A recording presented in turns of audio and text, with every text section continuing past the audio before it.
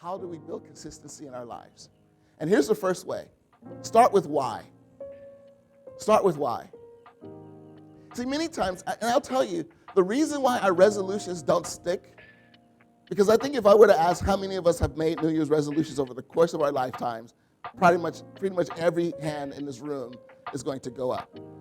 And then if I ask how many of us have failed resolutions over the course of our lifetime, pretty much every room in this hand, and for those who watch on the live stream, would go up. You put the hand emoji there. But why is that? Why is that? And I think the reason why is because many times for our resolution, rather than starting with why, we start with what. What we want to change. We want to change smoking, or we want to change, drinking, or we want to change our eating habits, or we want to change, how we read the Bible, or what we do is we start with what. And the problem is the what can't carry us through when we're tempted. The what can't carry us through when we face difficulty. The what can't carry us through when we find hardship. So what we need to do is we need to make a commitment and start with why. Do you know why we're all in this room today? You know why we're all watching the live, for those of you that are watching the live stream? You know why we're here today? It's because God started with why. John 3:16. For this is how God loved the world. He gave his one and only Son, so that everyone who believes in him will not perish, but have eternal life. That was his why. That was his why. So it's because of that why that the Father was able to watch his Son go to the cross and die. It's because of the why that the Son went to the cross and suffered and died for us. But it's also because of that why that the Son rose again to set us free, so that we can know that we are forgiven, so that we can know that we are healed. So the truth is, you have to start with why. Because if you don't start with why, then you won't be able to handle all of the obstacles that come your way as you're trying to work and you're trying to change. And let me tell you this too. When it comes to your why, you need to keep your why in front of you. It's not like you figure out your why once and then you just kind of move out through the rest of the year. Because if you forget about your why, then you'll kill your what. Keep your why in front of you. Maybe write it down. Maybe make it as a screensaver on your phone. Maybe put it on your mirror. But keep your why in front of you. And your why will motivate your what. As a matter of fact, one of the reasons why we also fail is because we're so focused on the what, and then when we face the obstacle kills our what. But, and you can see this on the screen,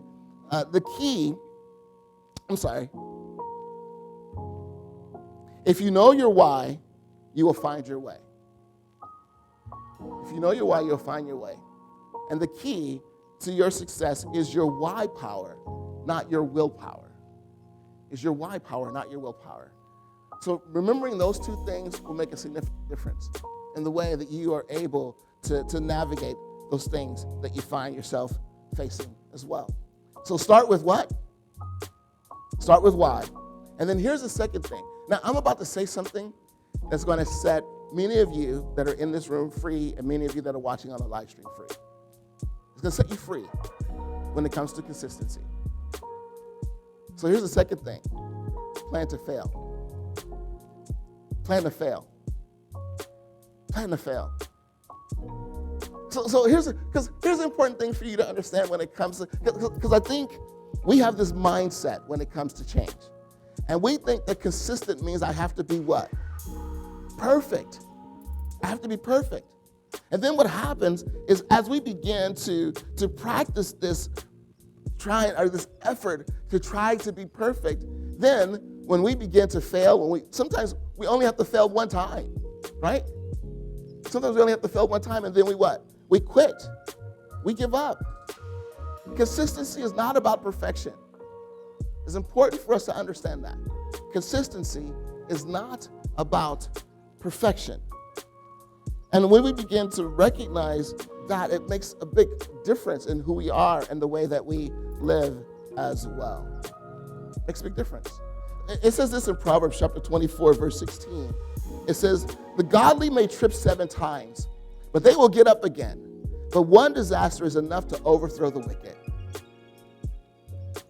We may fall, but we get back up again. We get back up again, and we continue to press on.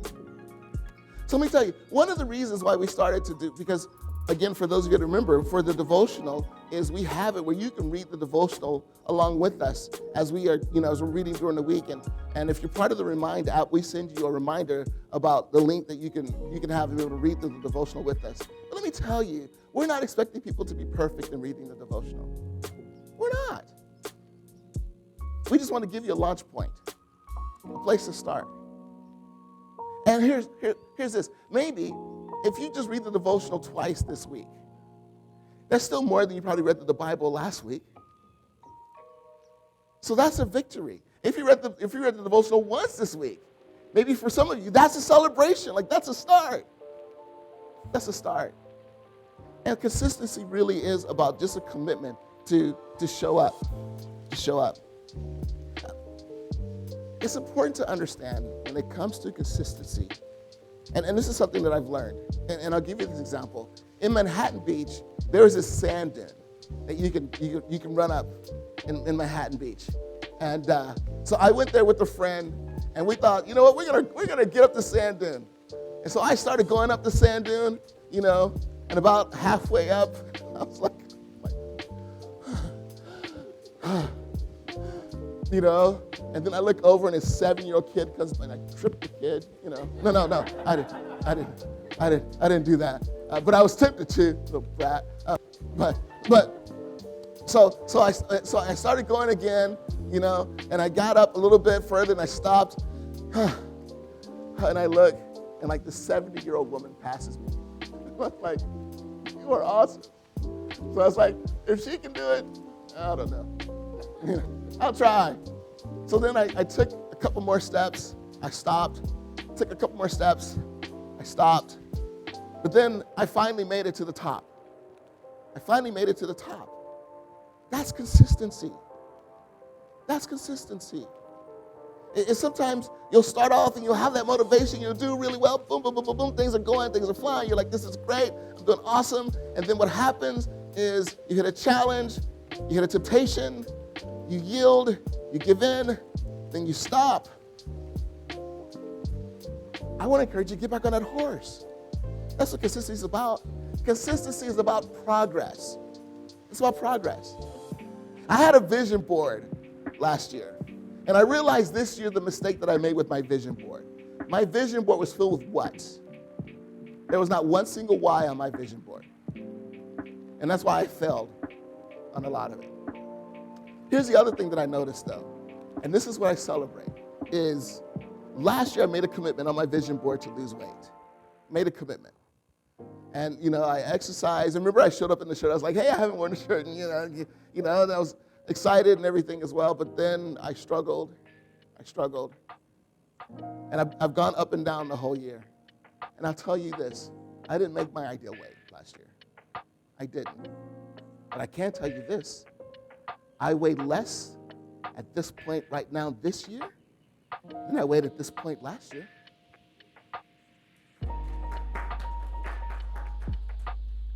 That's the beauty of consistency.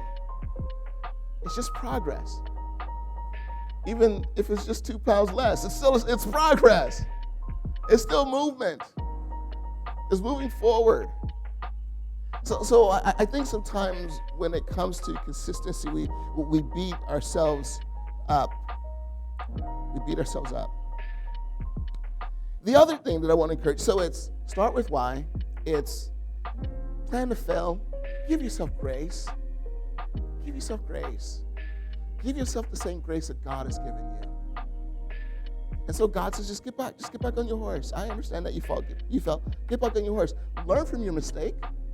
Learn so you can begin to try to do things differently, but then get back on your horse and keep riding. And here's the next thing I want to tell you. Here's the third thing, is fall in love with the process. Fall in love with the process.